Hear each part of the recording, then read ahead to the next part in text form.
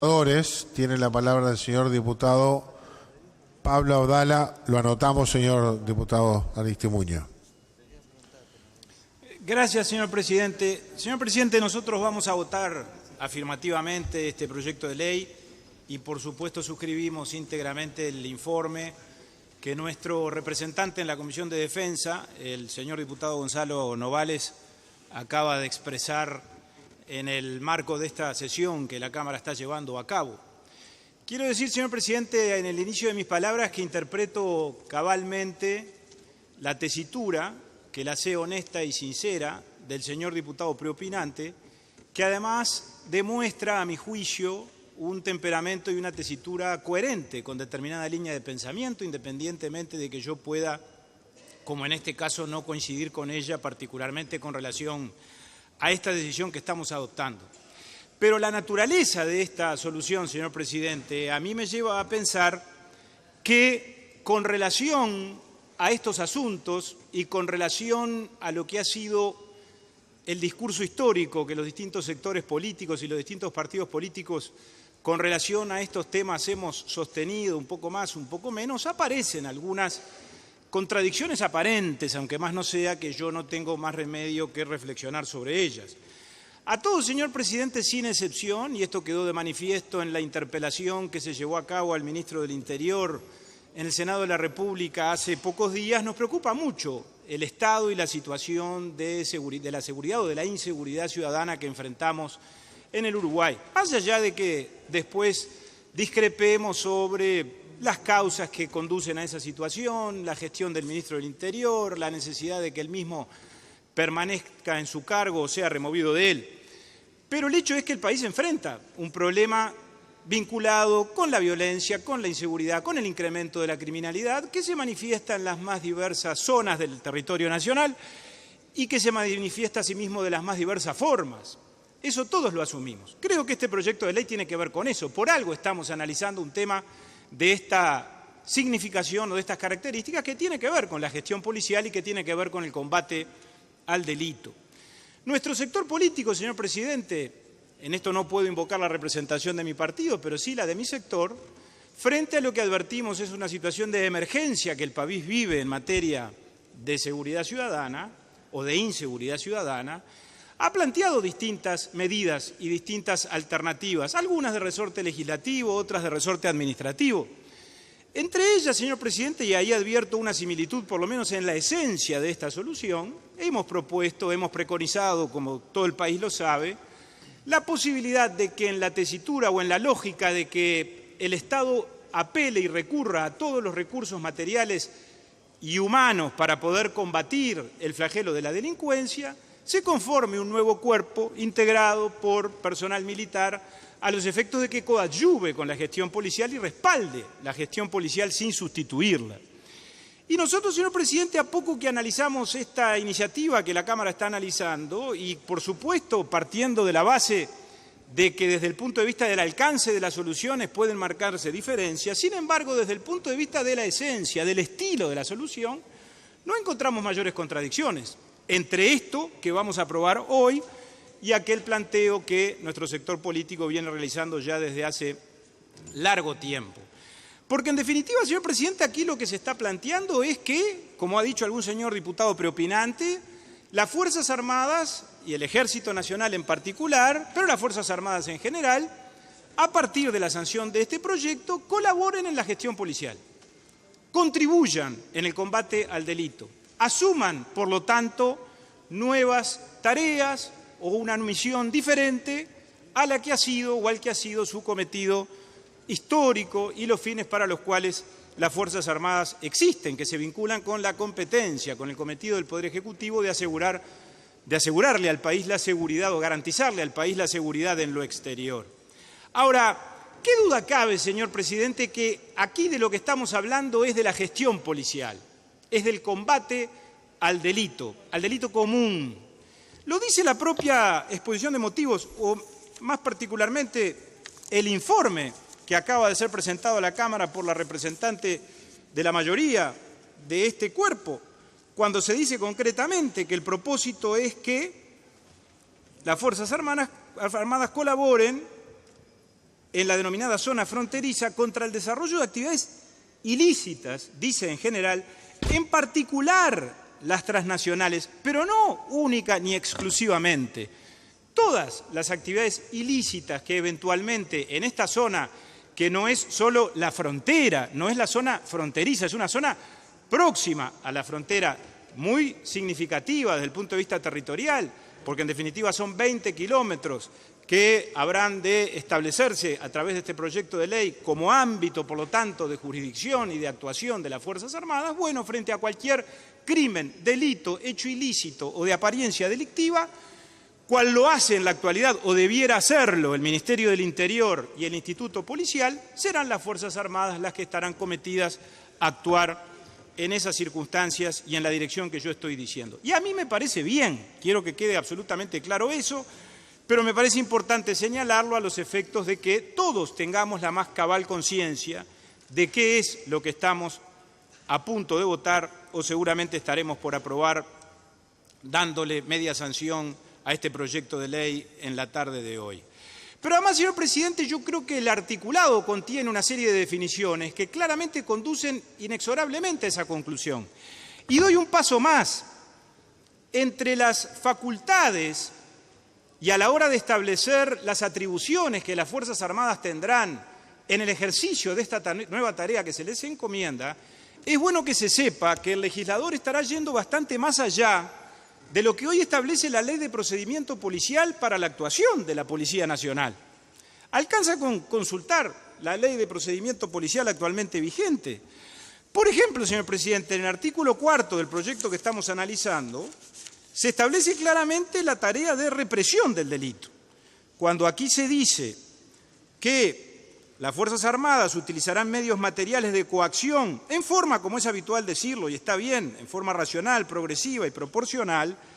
bueno, se está estableciendo eso. Se está estableciendo ya no solo la tarea de prevenir el delito, como prevé la Ley de Procedimiento Policial, sino la condición o la posibilidad de reprimirlo cuando el mismo acontezca. De una manera bastante más categórica y más drástica, no quiero aburrir a la Cámara, de lo que al respecto define la ley del marco normativo del procedimiento policial con relación a esto que yo estoy comentando, señor presidente. Se establece también, a los mismos efectos en el artículo 5 del texto que estamos analizando, el eximente de responsabilidad del artículo 28 del Código Penal, es decir, el eximente del cumplimiento de la ley, la causa de justificación desde el punto de vista penal para los efectivos militares ahora que actúen en la represión del delito común en función de que cuando actúen en esa dirección, bueno, pues estarán amparados por este eximente de cumplimiento de la ley que prevé el Código Penal para situaciones similares de actuación de las fuerzas policiales. Y ni que hablar, señor presidente, otro tanto acontece, por eso creo que además la definición jurídica y legal de lo que hoy llegó a la Cámara para que le demos media sanción es bastante categórica y drástica, ni que hablar en lo que respecta al tema de la solicitud de identificación a las personas cuando se desarrolle determinado procedimiento policial, en este caso por parte de los efectivos militares, cuando a ellos les corresponda actuar. Y ahí hay una diferencia que es cualitativa con lo que se establece para los procedimientos policiales realizados por policías. Como todos los legisladores podrán advertir con mucha facilidad, en el artículo 3 se dice que quedan comprendidos dentro de las tareas indicadas en el artículo 1 las siguientes: patrullaje, y en el literal B dice identificación de personas y control de vehículos, sin límite de especie alguna. Por lo tanto, para solicitarle documentación a un ciudadano, más allá de que esto no sea en el ámbito urbano, pero es en determinado ámbito del territorio nacional con relación a cualquier tipo de delito que se vaya a cometer, alcanzará con que el efectivo militar pida documentos. No es necesario que eso se haga en el marco de una operación o de una investigación judicial referida a determinada persona, que es a la que en todo caso se está buscando y se la detiene y se le pide la documentación, que sí es lo que prevé la ley vigente para la actuación de los policías en la Ley de Procedimiento Policial, como claramente está establecido, señor presidente, y voy a aceptar el artículo porque este aspecto me parece un aspecto medular, en el artículo 43 de la Ley de Procedimiento Policial, que me parece que hubiera sido más sano y más saludable, yo lo voy a votar igual,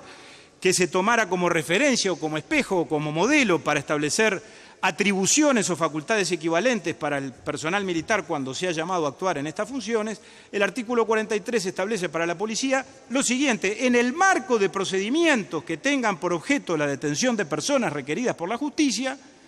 la policía podrá solicitar la identificación correspondiente. Quiere decir que en esa misma hipótesis o en ese mismo contexto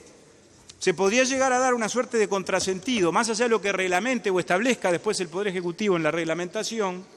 de que cuando sean los efectivos militares cumpliendo función policial que en una situación de esa se encuentren, tendrán mayores atribuciones que las que hoy la ley vigente le acuerda a los efectivos policiales en situaciones similares.